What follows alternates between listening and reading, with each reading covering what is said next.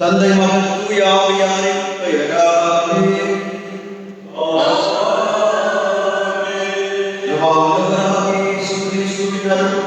கடவுளின் அன்பும் தூய ஆவியாரின் அன்பும் உங்கள் அனைவரும் இருப்பதாக.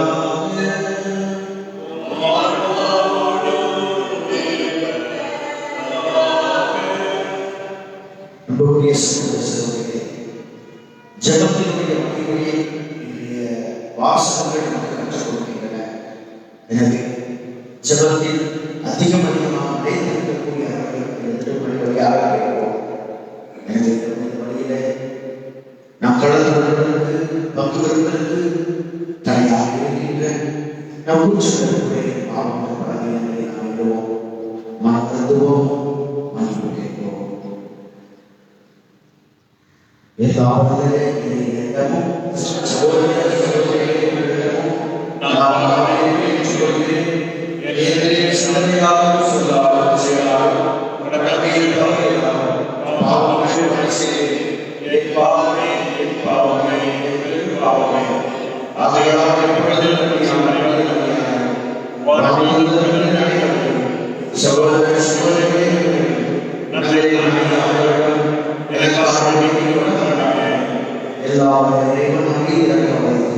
நம் பாவங்களை மன்னித்து நம்ம இடைமாதத்துக்கு அழைத்து செல்வாராக.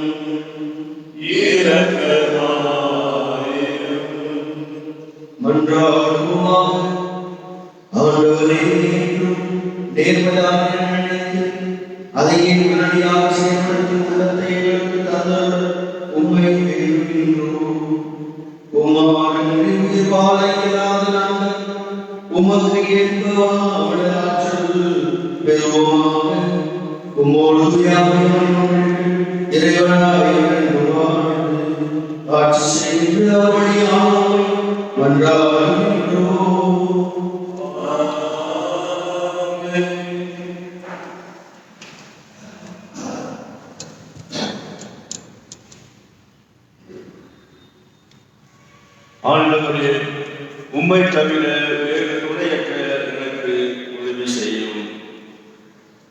எஸ்தர் நூலில் இருந்து வாசகம். சாவுக்குரிய துன்பத்தில் துடித்த எஸ்தர் அரசி ஆண்டவரிடம் அடைக்கலம் புகுந்தார். இந்நிலையில் இஸ்ரேலின் கடவுளாகிய ஆண்டவரை அவர் பின்வருமாறு கொண்டாடினார். என் ஆண்டவரே, நீர் மட்டுமே எங்கள் மன்னர். ஆதரவற்றவளும் உம்மை தவிர வேறு துணையற்றவளுமாகிய எனக்கு உதவி செய்யும். ஏனெனில் நான் என் உயிரை பணயம் வைத்துள்ளேன்.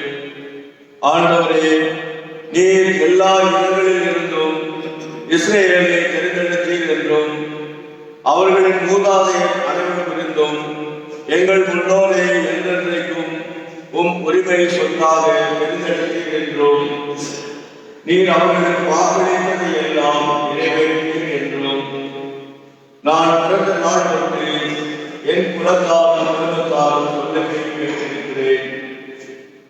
ஆண்டவரே, எங்களை நினைவு கூறும். எங்கள் துன்ப வேளையில் உண்மையை எங்களுக்கு வெளிப்படுத்தும். தெய்வங்களுக்கெல்லாம் மன்னரே, அரசுகள் அனைத்துக்கும் ஆண்டவரே, எனக்கு துணிமை தாரும். சிங்கத்துக்கு முன் நான் வன்மையுடன் பேசும் மரத்தை எனக்கு வழங்கும். எங்களுக்கு எதிராக போரிடுபவனை மன்னர் வெறுக்க செய்யும். இதனால் அவளும் அவனை சேர்ந்தவர்களும் அறிய செய்யும். ஆண்டவரே, உம் கை வன்மையால் எங்களை காப்பாற்றும். ஆதரவற்றவர்களும் உம்மை தவிர வேறு துணையற்றவர்களுமாகிய எனக்கு உதவி செய்யும். ஆண்டவரின் அருள்வாக்கு. இறைவனுக்கு நன்றி. உங்கள் பதில். ஆண்டவரே, நான் அன்றாடிய நாளில் எனக்கு செவி சாய்த்தேன்.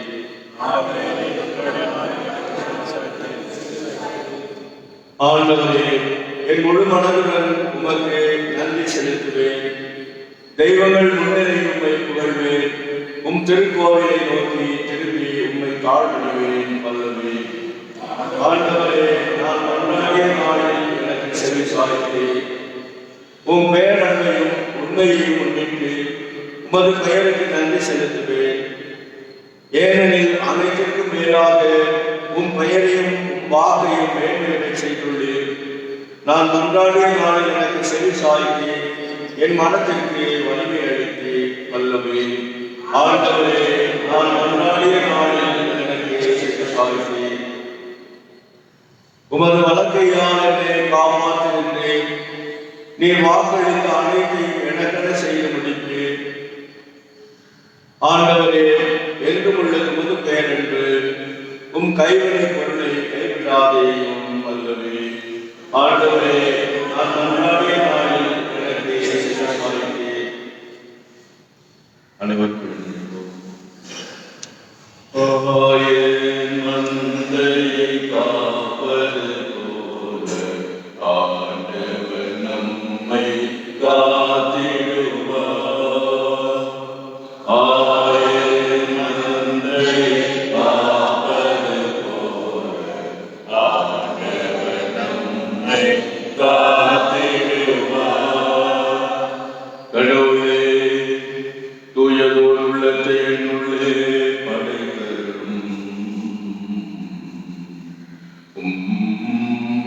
மகிழ்ச்சியை மீண்டும் எனக்கு அளித்தருளும். மந்தையை காப்பது போல ஆண்டவர் நம்மை காத்திடுவார். ஆண்டவரோடு இருப்பாராக. உம் ஆன்மாவோடும் இருப்பாராக.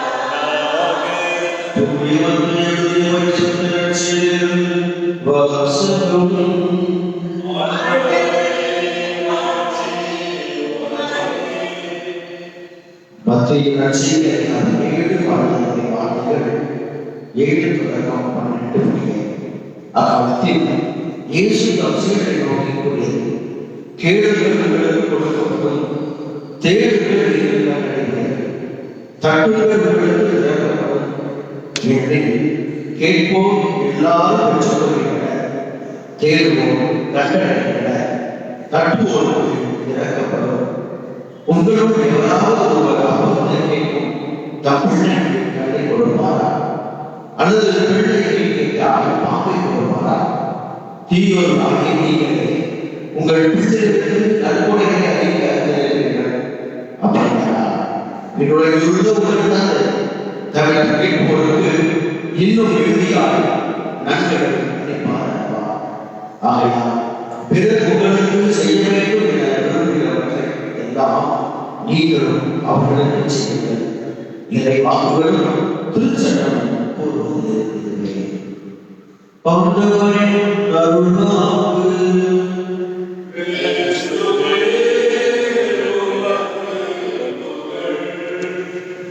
Praise the Lord. Praise the Lord. Praise the Lord. இயேசுவே புகழ், இயேசுவே நன்றி, இயேசுவே மகிமை, இயேசுவே ஆராதனை. Praise the Lord. வலியே வாழ்க, வலியே வாழ்க. கிறிஸ்து இயேசுவின் சகோதர சகோதரிகளே, இந்த தவக்காலத்தில் நாம் அதிகமாக கேட்கின்ற ஒரு வார்த்தை ஜெபம். ஏனென்றால் இந்த தவக்காலம் என்பது நம்மை நாம் புனிதப்படுத்திக் கொண்டு இறைவனுக்குரியவர்களாக இறைவனிடம் திரும்பி வருகின்றவர்களாக நாம் நம்மை மாற்றிக் கொள்கின்ற ஒரு காலம் தான்.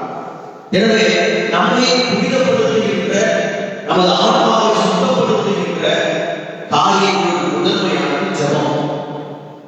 ஆக இந்த ஜெபம் என்பது என்ன என்பதை குறித்து இந்த 3-4 நாட்களாக நாம் பல்வேறு விதமான இறை வாக்குகளை நாம் கேட்டுக் கொண்டிருக்கிறோம். ஜெபம் என்றால் என்ன, எப்படி ஜெபிக்க வேண்டும் என்பதை எல்லாம் ஆண்டவர் இயேசு கிறிஸ்து நமக்கு விளக்கிக் கூறுகிறார். இன்றைய நாளில் இந்த ஜெபத்தினுடைய மகிமை ஆட்சிமை என்ன என்பதை இந்த வாசகம் அழகாக எடுத்துக் கொள்கிறது. நாம் ஜெபத்தின் உடனே நாம் என்ன நினைக்கின்றோம்? நமது தேவைகளை கேட்பது அல்லது பல்வேறு விதமான வார்த்தைகளை அழைத்துக் கொண்டே போவது. நமது வாயுடைய இந்த வார்த்தைகளை கொண்டுதான் நமது ஜெபம் கேட்கப்படும் என்று நாம் நினைக்கிறோம். ஆனால் அது அல்ல. ஜெபம் என்பது என்ன? ஜெபம் என்பது ஒரு இறை அனுபவம். ஜெபம் என்பது இறை அனுபவம். எனக்கும் கடவுளுக்கும் உள்ள ஒரு உறவின் ஒன்றிப்பு தான் ஜெபம். ஜெபம் என்னை இறைவனோடு இணைக்கிறது. எனக்கும் கடவுளுக்கும் உள்ள ஒரு உறவை ஆழப்படுத்திக் கொள்வது என்றால், நாம் ஒரு அன்பு செய்கின்ற பொழுது நாம் அவர்கள் அதிகமாக நேரத்தை செலவழிப்போம். அதிகமாக நேரத்தை செலவழிக்க அன்பு ஆழப்படும், உறுதிப்படுத்தப்படும். அவர்களை பற்றி நாம் தெரிந்து கொள்வோம், அவர்கள் நம்மை பற்றி தெரிந்து கொள்வார்கள். நமது தேவை என்ன என்பதை கேட்பதற்கு முன்பாக அல்லது நாம் எதை நினைக்கிறோம் என்று அவர்களுக்கு நாம் சொல்வதற்கு முன்பாக நிச்சயம் அவர்கள் தெரிந்து கொள்வார்கள். அதுதான் அன்பினுடைய அந்த ஒரு ஆழம். அதுதான் நாம் ஒருவரை அதிகமாக நேரங்களை செலவழிப்பதற்கு பயன். ஆக ஜெபம் என்பது நம் உறவை ஆழப்படுத்துவது. ஆக நான் அதிகமாக இந்த நேரத்தை இறைவனிடம் செலவழிக்கிற பொழுது அது உடனடியாக எனது தேவைகளை இறைவன் அறிந்து கொள்ள ஒரு உதவியாக இருக்கிறது. இரண்டாவதாக இறைவன் மீது எனக்கு உள்ள அன்பு ஆழப்படுகிறது. இறைவனுடைய எண்ணத்தை நான் அறிந்து கொள்கிறேன். நான் கேட்பதற்கு முன்பாக இறைவன் எனது எண்ணத்தை நிறைவேற்றுகிறார். அதை ஜெபம் என்பதாக முதல் வாசகத்துல அவர் தனது அனுபவத்தை, தன் முன்னோர்களின் அனுபவத்தை அவர் தனது ஜெபத்தில் வெளிப்படுத்துகிறார். ஆண்டவரே, நீ எங்களை தேர்ந்து கொண்டு எங்கள் முன்னோர்களை சிறப்பாக தேர்ந்து கொண்டு எத்தனையோ இடங்கள் இருந்த பொழுது எங்களை சிறப்பாக தேர்ந்து கொண்டு எங்களை விசேஷமான அன்பு செய்தி எவ்வளவு அற்புதங்களை அதிசயங்களை எங்கள் முன்னோருக்கு செய்தி. இரண்டாவதாக நீ வாக்களித்த எல்லாவற்றையும் எங்கள் முன்னோருக்கு செய்திருக்கிறீர். அனுபவம், அவருடைய அனுபவத்தை பாருங்கள். மூன்றாவதாக நான் பிறந்த நாளிலிருந்து கேள்விப்பட்டிருக்கிறேன், நீ சொன்னதை ஒருபோதும் செய்யாமல் விட்டதில்லை. அவருடைய அனுபவத்தை பாருங்கள். ஆண்டவர் ஜெபிக்கிறார். ஜெபிக்கிறார். கடவுள் அவர்களுக்கு செய்த அந்த நன்மையை நினைத்து அந்த அனுபவத்தை பகிர்ந்து கொள்வது என்பது கடவுள் எனக்கு செய்ததை கடவுளை அனுபவித்திருக்கிறேன். அதுதான் ஜெபம். கடவுளுக்கு ஒரு தேவை.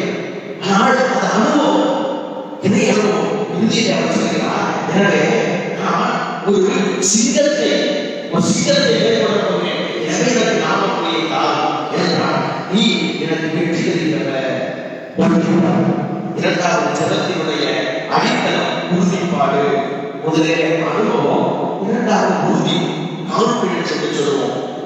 நம்பிக்கை உறுதி இன்னும் ஒருவருக்கு இல்லை. நம்பிக்கை என்பது அது மனதளவிலே, ஆனால் உறுதி என்பது ஒரு உடல் சார்ந்த உறுதி என்பது. ஆண்டவர் சொல்றாங்க, கேட்க கொடுக்கப்படும். அதில் உறுதிப்பாடு என்ன தெரியுமா? நீங்கள் கேட்பதையெல்லாம் பெற்றுக் கொள்கிறீர்கள். நீங்கள் தட்டிய பொழுது திறக்கப்படும். நீங்கள் தட்டிய பொழுது திறக்கப்படும். நீங்கள் தேடுகிற பொழுது கட்டளையில உறுதிப்பாடு, ஜெபத்திலே ஒரு உறுதி இருக்க வேண்டும். என்ன உறுதி? என் தேவன் எனக்கு நன்மைகளை மட்டுமே தருவார். ஆண்டவர் சொல்றாங்க, தீயவராகிய நீங்களே உங்க பிள்ளைகளுக்கு தீயதை கொடுக்க விரும்ப மாட்டீங்க. உங்க பிள்ளைகளை வெற்றி கொடுக்க மாட்டீங்க. தீய உணவு கிடைக்கிறாங்க அப்படின்னா நன்மையான உணவு கொண்டவர், நன்மைகளை ஊற்றான தேவன் அவர் நமக்கு தீமையை கொடுப்பாரா? தீமைகள் இருக்கிறவர்கள் இந்த உறுதிப்பாடு, இந்த உறுதிப்பாடு எனக்கு என் தேவன் எப்பொழுதுமே நன்மைகளையே செய்வார். 2 Corinthians 9 வாசிக்கிறோம். நம் இறைவன் எல்லா நன்மைகளாலும் நம்மை எப்பொழுதும் எந்த நேரத்தில் திறக்க வல்லவர். நமக்கு தேவையான எல்லா நன்மைகளையும் நமக்கு அவர் கொடுத்திருக்கிறார். பிலிப்பியர் 4:19 வாசிக்கிறோம். கடவுள் இயேசு கிறிஸ்து வழியாக அவருடைய நிறைவான செல்வத்தை எடுத்து நாம் அனைவரையும் நிறைவாக்குவோம். இறைவன் நிறைவாக இருக்கிறார். இது உறுதிப்பாடு. நான் கேட்டால் எனக்கு கிடையாது. ஆனால் கடவுளை தேடினால் நன்மை. கடவுளுடைய இதயத்தை தட்டினால் அது எனக்கு பிறகு உறுதிப்பாடு. மூன்றாவது என்ன தெரியுமா? இந்த ஜெபத்திலே இந்த மூன்றாவது பண்பை எப்பொழுதுமே மறந்துவிடும். மனிதோடு ஜெபம் என்பது தேவைகளை கேட்பதோடு நாம் ஈடுபடுவது மட்டும்தான் கிடைக்கிறோம். அது கிடைத்தாலும் கிடைக்காவிட்டாலும் அதோடு அவ்வளவு. ஜெபம் என்பது மூன்றாவது முக்கியமான ஒன்று. ஜெபம் என்பது பிறருடைய நலத்தை நாடுதல். Seeking the good of others. நமது ஜெபத்திலே இந்த பண்பு இல்லை என்றால் அந்த ஜெபம் பயனற்றதாக மாறிவிடுகிறது. இந்த வார்த்தையை நம் இறை வார்த்தையை பைபிள் வாசித்தோம்னா அது என்ன பண்ணுறோம்னா பொன்விதி, golden words of Jesus, golden words, golden law என்று இருக்கும் ஆங்கிலத்தில். ஆக தமிழில் பொன்விதி நம்ம வாழ்க்கை தங்கம் போல சொல்லிக்கிறதுனா, நம்ம வாழ்க்கை பிரகாசமா இருக்குன்னா, நம்ம வாழ்க்கை மதிப்புள்ளதா இருக்குன்னா தங்கத்திற்கு அதிக கொடுக்கும். அப்ப அந்த தங்கத்தை போல ஒரு வாழ்க்கை, முத்தை போல வாழ்க்கை அதிக மதிப்புள்ளதா இருக்கும். தெரியுமா? பிறர் உங்களுக்கு என்ன செய்ய வேண்டும் என்று நினைக்கிறீர்களோ அதை நீங்கள் பிறருக்கு செய்யுங்கள். மாறுபடும் சொன்னால், பிறர் உங்களுக்கு என்ன செய்யக்கூடாது என்று நினைக்கிறீர்களோ அதை நீங்களும் செய்யாதீர்கள். நம்ம பிறரை காயப்படுத்தக்கூடாது, பிறரை கோபப்படுத்தக்கூடாது, பிறரை தவறு சொல்லக்கூடாது, நம்ம செய்யக்கூடாது. யார் என் பேரை எடுத்துக்கூடாது, நானும் அடுத்த ஒரு பேரை எடுக்கக்கூடாது. யார் இதை திட்டக்கூடாது, நான் அடுத்த ஒரு திட்டக்கூடாது. இந்த ஜெபத்தினுடைய வெளிப்பாடு தெரியுமா? பிறர் இல்லை என்றால், பிறருக்கு இல்லை என்றால் இதயத்தில் இருந்து நமக்கு கிடைக்கக்கூடிய எவையும் நாம் பெற்றுக்கொள்வது. எனவே இந்த பொன்னியை நாம் கற்றுக்கொள்வோம். நான் பிறர்களோடு வாழ்வேன். பிறரை எனது ஜெபம் பிறரோடு இணைந்தவை. கடவுளோடு மட்டுமல்ல, எனது ஜெபம் பிறரோடு இணைந்தவை. அந்த ஆசீர்வாதத்தை, அந்த அபிஷேகத்தை நாம் கேட்டு ஜெபிப்போம். இறைவனை நாம் ஒவ்வொரு நாளிலே அவருடைய அனுபவத்தினால் இறை அனுபவம் ஆழமாக நம் உறுதிப்பாடு இன்னும் அதிகப்படுத்தப்படும். பிறர் நலமாக இறைவன் நமக்கு நம்ம ஒவ்வொருடைய ஆசீர்வாதமாக. ஆமென்.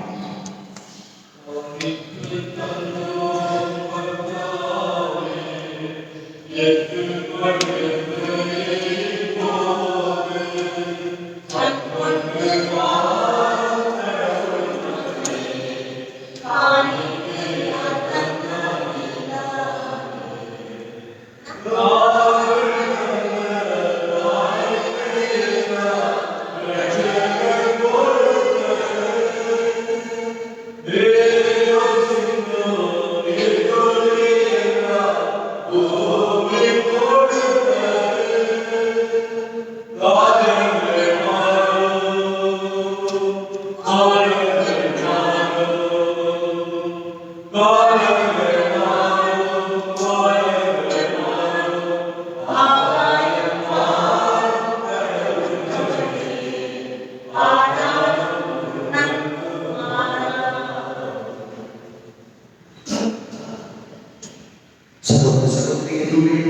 மாறிவிடுவதை எல்லாரும்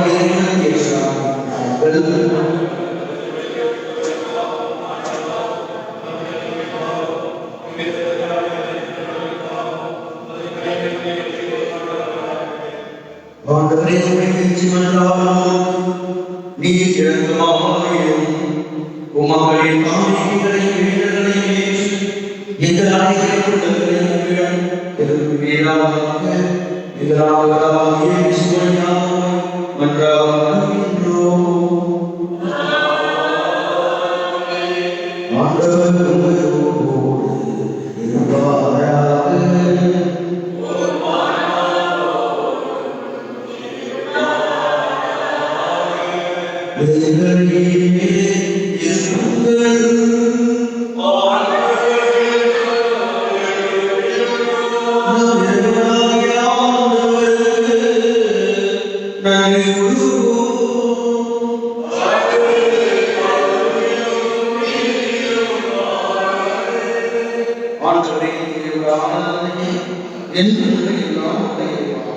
என்னால் இவ்விடத்தில் நாங்கள் நன்றி செலுத்துவது எங்கள் கடமையை செல்வோம் எங்கள் தவறை நாங்கள் நன்றி செலுத்தோம் எங்கள் ஆண்டவத்தை ஏழைகளுக்கு உணவளிக்கும் இவ்வாறு தனிகிரகத்தை பின்பற்றவும் நீர்த்திருக்கிறோம். ஆகவே எண்ணற்ற ஆதரவோடு செய்து நாங்களும் உங்களை போற்றி புகழ் ஏந்தி ஒரே குரலை என்று சொல்வதாவது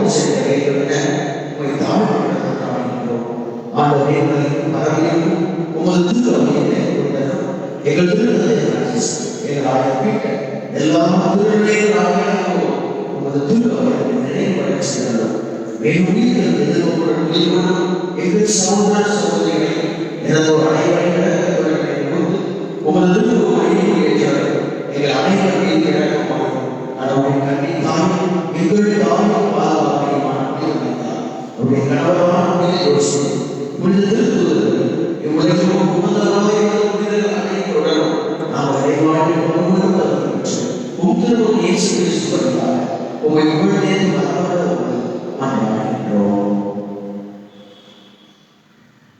இவர் வழியாக இவரோடு இவரில் எல்லாம் வல்ல இறைவனாகிய தந்தையே, தூய ஆவியாரின் ஒன்றிப்பில் எல்லா புகழும் ஆட்சியும் என்றென்றும் உமக்கு உரியதே.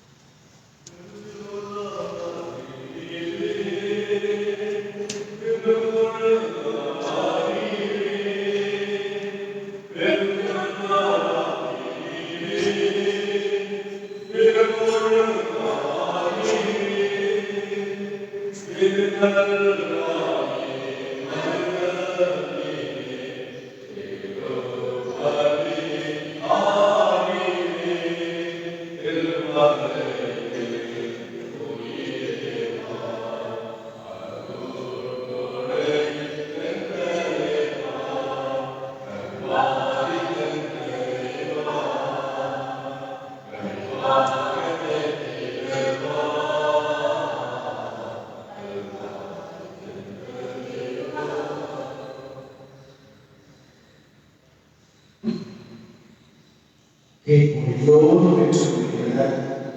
தேடுவோர் கண்டறிகின்றனர். தட்டுவோர் நன்றி கூறுகின்றோம். ஆண்டவரே எங்கள் இறைவா, எங்கள் மனதில் புனித மிக்கை மறைகள் எழுகின்றோம். அதனால் இக்காலத்திலும் இவற்றை